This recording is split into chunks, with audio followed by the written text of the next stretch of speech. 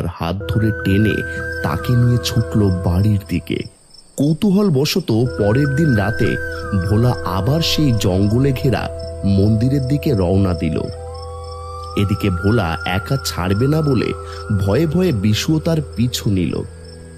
ভোলার মধ্যে যেন সেই মন্দিরকে দেখার কৌতূহল প্রচন্ড বেশি কাজ করছে। বলা ভালো, ওই মন্দির যেন তাকে টানছে। কিছুক্ষণের মধ্যেই তারা গিয়ে পৌঁছলো ওই মন্দিরের কাছে। ভোলা, বলছি শোন, আমরা বরং ফিরে যাই। আমার কেমন যেন ঠিক লাগছে না। আসলে দিনের বেলায় ওদিকটায় খুব একটা কেউ আসে না। দূর, তুই চুপ কর তো। এত ভয় কিসের তোর শুনি?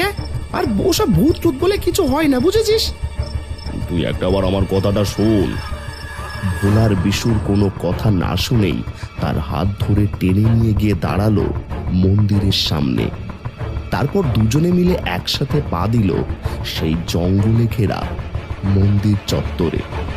মুহূর্তের মধ্যেই তাদের শরীর যেন শিহরিত হয়ে উঠল। মন্দির চত্বরে গজিয়ে ওঠা গাছপালাগুলো কেমন যেন নড়ে চড়ে উঠল।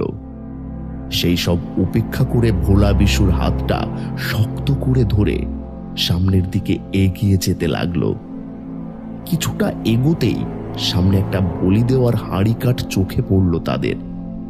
দূর থেকে অন্ধকারের মধ্যে যেন মনে হলো ওই হাঁড়ি কাঠের সামনে যেন কারোর একটা কাটা মাথা পড়ে আছে।